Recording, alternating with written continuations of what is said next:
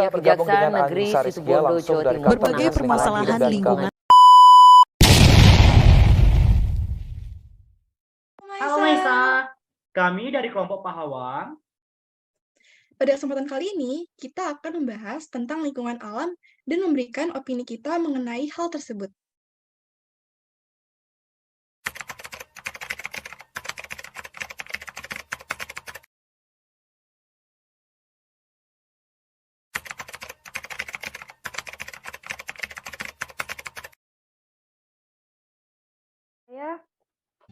Apa yang tadi disampaikan itu benar sekali ya, karena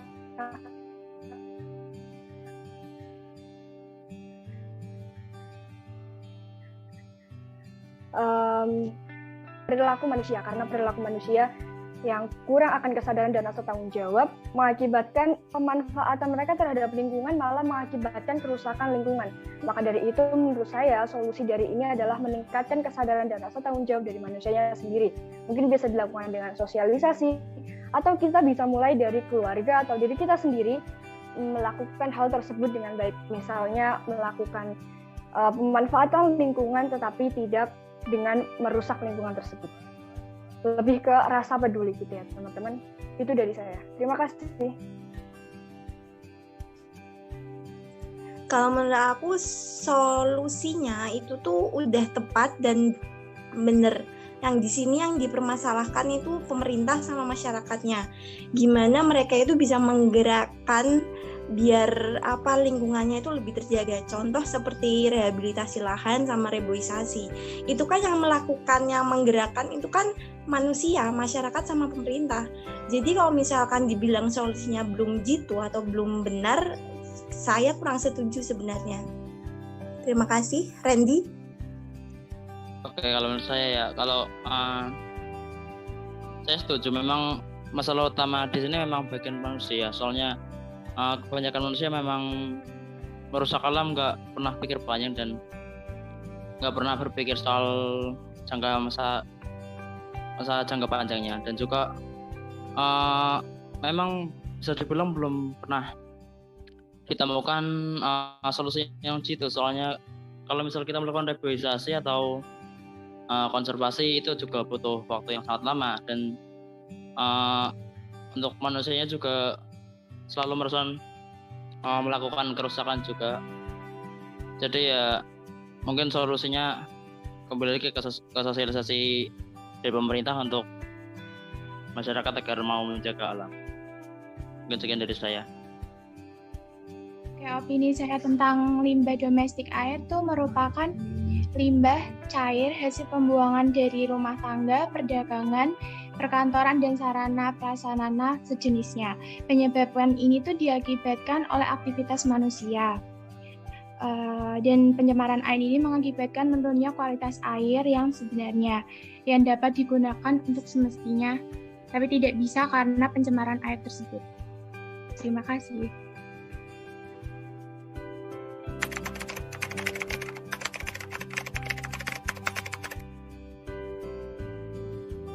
Limbah industri yang dihasilkan oleh kegiatan industri menurut saya dapat menyebabkan berbagai dampak negatif bagi lingkungan maupun makhluk hidup lainnya. Contoh limbah dari industri adalah limbah cair dari pabrik, pewarna pakaian cair, sisa pengawet, kandungan besi pada air, ataupun kebocoran minyak di laut. Nah, dampak yang ditimbulkan dari limbah industri tersebut dapat mengakibatkan ikan dan biota air akan mati.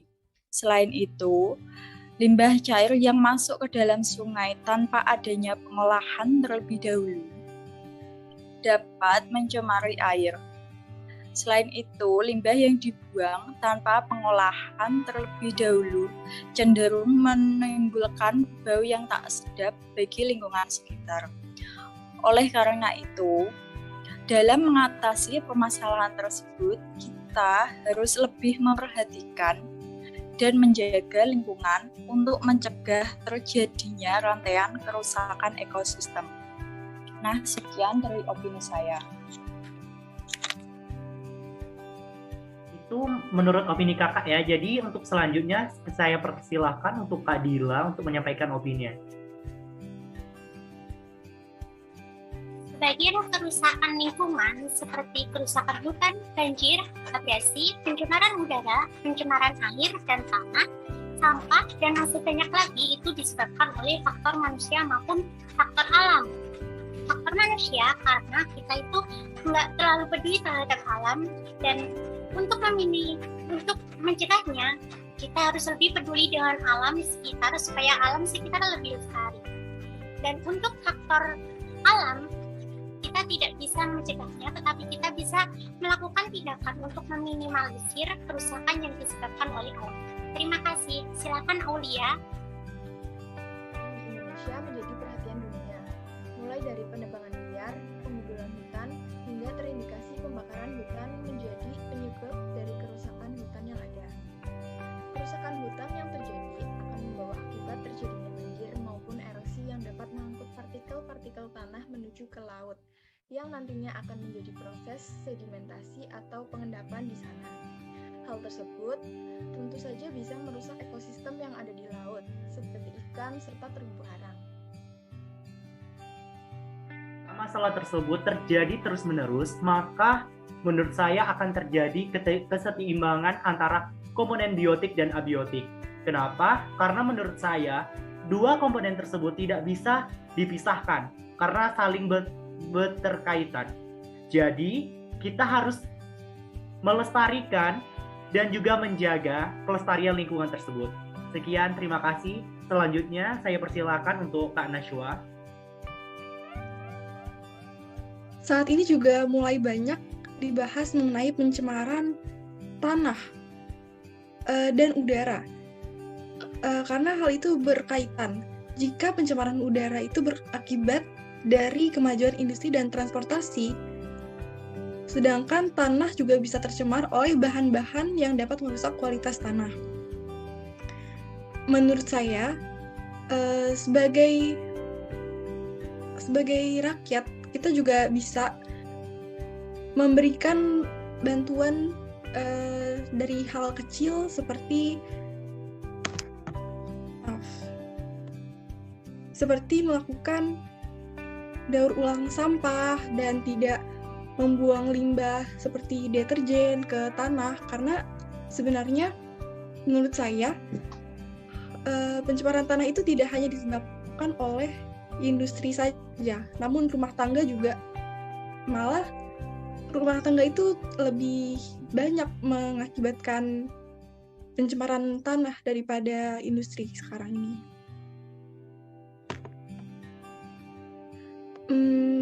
Baik, selanjutnya aku persilakan buat Rizky menyampaikan opininya. Terima kasih Pak Nashwa. Berdasarkan teks di atas tadi sudah kita ketahui bahwa banyak sekali contoh dampak dari pencemaran tanah dan pencemaran air yang terjadi di lingkungan sekitar kita. Menurut saya, sudah seharusnya sesama masyarakat kita itu lebih menumbuhkan lagi sikap antara peduli lingkungan, karena bahwasannya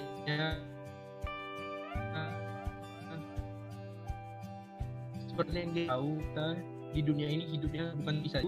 Sudah seharusnya kita menjaga alam di lingkungan kita.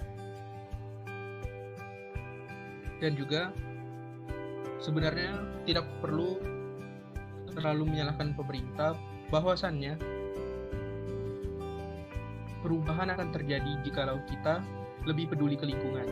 Dan juga untuk pemerintah ada baiknya lebih mempertegas lagi regulasi maupun hukuman, baik berupa denda maupun penjara bagi pelaku-pelaku yang telah merusak lingkungan di sekitar kita. Mungkin itu saja opini dari saya. Dipersilahkan kepada Ola untuk menyampaikan opininya. Terima kasih.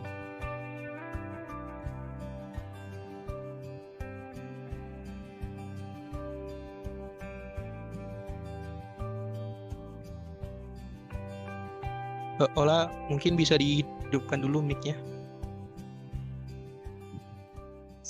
Oke, thank you.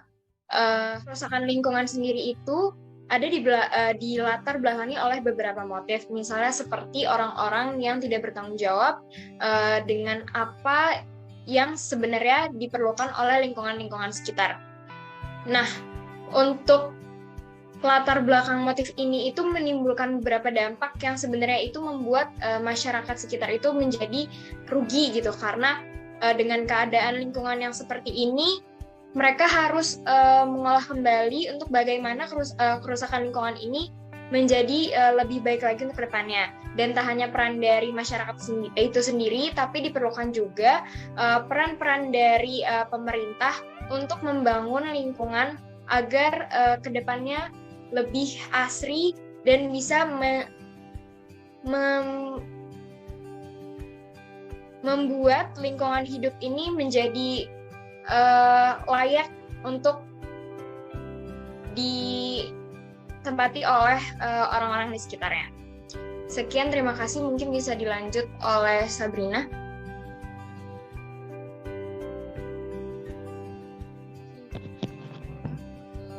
Penegakan hukum tanpa tebang pilih menjadi salah satu agenda mendesak. Begitu juga regulasi yang dapat mengurangi kemungkinan terjadinya pelanggaran dalam mengelola hutan, sumber daya alam, lahan pertanian, dan bendungan. Lalu apa saja yang dapat diperbaiki permasalahan tersebut? Silakan Dinda. Terima kasih Kak Sabrina. Untuk selanjutnya kita persilahkan kepada Dinda. Penegakan hutan terkait pengelolaan hutan penting untuk menjaga hutan, terlebih lagi sekarang, di mana banyak hutan dialihfungsikan untuk ladang dan sawit. Lalu perlu dilakukan usaha pelestarian tanah dan hutan melalui tata guna lahan, peraturan mengenai penebangan dan penanaman hutan, serta reboisasi dan pengelolaan sampah agar dapat terurai dengan baik. Terima kasih. Selanjutnya saya persilahkan untuk Griata mengemukakan opininya. Baik, terima kasih. Menurut saya, opini dari saya, terima kasih teman-teman yang sudah banyak berbincang ini. Kita semua harus ada tindakan dari kita sendiri juga. Dengan adanya masalah ini, semua kedua belah pihak, baik masyarakat maupun pemerintah, harus bisa sadar akan pentingnya permasalahan lingkungan ini. Jadi benar-benar semua lapisan masyarakat harus sadar supaya ada solusi yang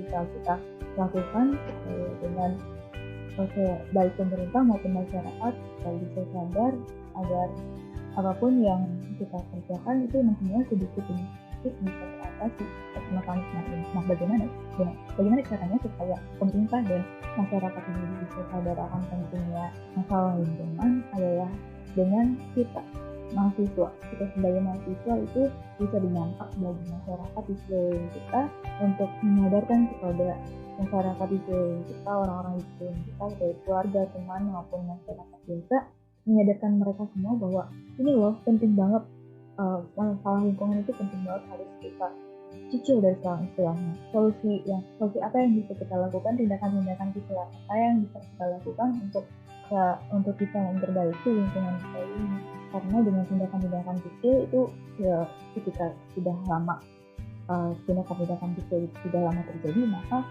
sedikit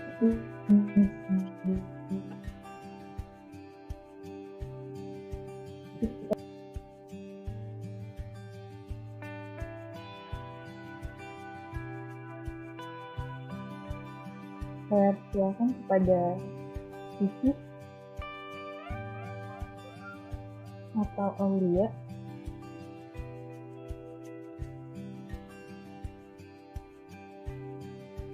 Kegiatan pembangunan yang dilakukan perlu memperhatikan lingkungan setempat, misalnya dalam pembangunan jalan tol. Kondisi lahan yang dilewati pembangunan jalan tol adalah lahan pertanian produktif. Perubahan fungsi lahan yang sebelumnya berupa sawah menjadi jalan akan mempengaruhi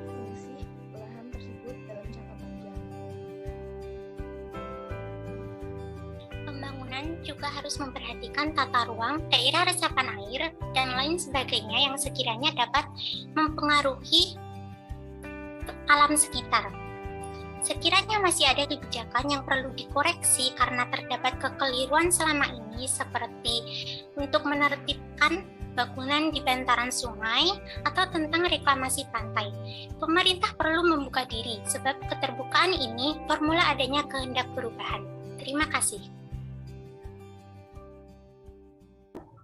Benar yang dikatakan teman-teman saya sebelumnya bahwa ajakan dari pemerintah itu sebaiknya bukanlah sesuatu yang hanya sebatas himbauan atau ajakan saja, tetapi masyarakat butuh tindakan yang lebih konkret untuk bagaimana dengan solusi dari pemerintah ini bisa menjadi sesuatu yang berdampak benar-benar berdampak positif bagi masyarakat, yang dimana ketika pemerintah melakukan sebuah solusi untuk memberikan lingkungan sehat, itu bisa berdampak, bisa dilihat oleh masyarakat bahwa oh iya benar bahwa pemerintah ingin melakukan suatu kebijakan untuk meningkatkan lingkungan kita. Dan ketika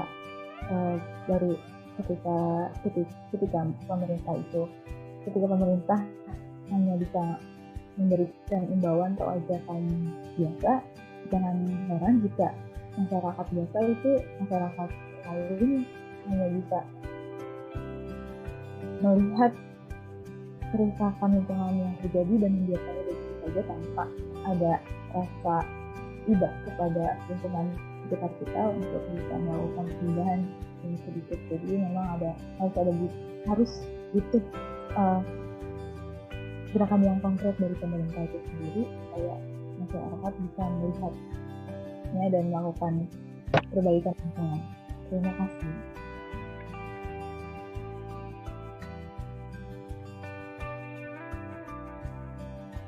Saya persilakan kepada Ola atau Dinda.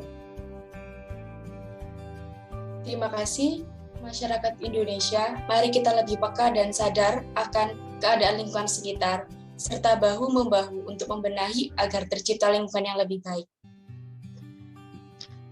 Ayo, jadi agen perubahan dengan mulai dari hal kecil karena bumi butuh aksi.